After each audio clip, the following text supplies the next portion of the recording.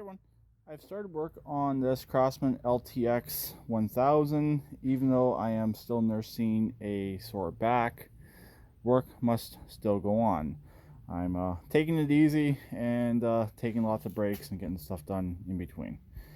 I've already replaced the front axle, and I'll show the other one maybe in another video, show what the actual damage was, we'll see, or maybe at the end of this video.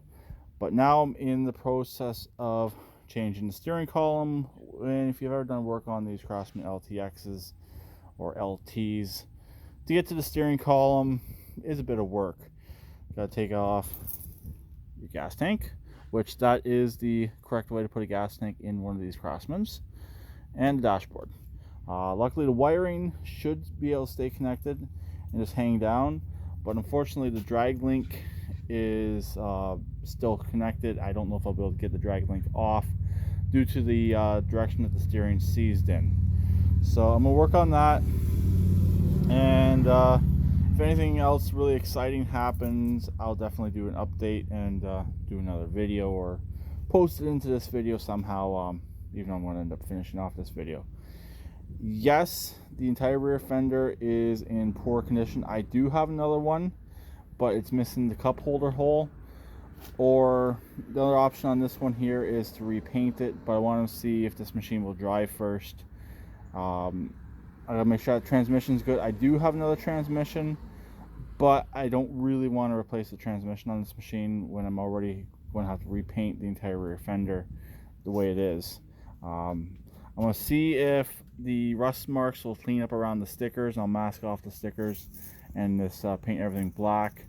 The model number I'll probably just write down, and when I go to sell this machine I'll just provide that to the buyer, so if they ever have to get service in the future or buy parts, they'll know what model it is.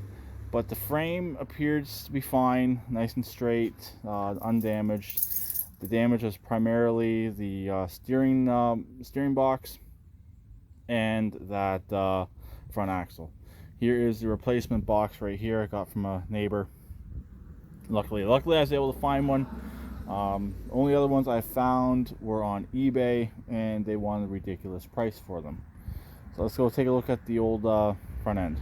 Okay, here is the original front axle from the machine. As you can see, this side's perfect and this side is pretty badly bent. So my guess is, and from the stories I've heard, he was coming down a hill and he hit a tree stump. Nice thing is, this was actually greased. Not really nice for me, but it was nice that I know the machine was relatively maintained. Also, the machine still has fresh oil in it, so this machine was actually serviced before the accident, which is good. Here is the chassis I took the front end off of. This one did have first gen steering, and yes, even a machine with first gen steering, you can put the front axle on. You can use pretty much everything except for the frame, unless you want to drill a hole, and the steering box in a machine with second gen steering. So this machine has donated its engine to a tractor that actually came from the same person I got this machine from, and it's donated its rear end to another machine, and I still have the rear fender, which it might be donating to the LTX as well. It all depends on how rotted out it is. And believe it or not, this is all the scrap that was sitting in the corner of my yard, minus the engines that were in these push mowers. So it's going very soon. So that's pretty much it. Stay tuned for the next update on the Craftsman LTX1000. I'll talk to them later. Please shoot your neck like always, and push more comment.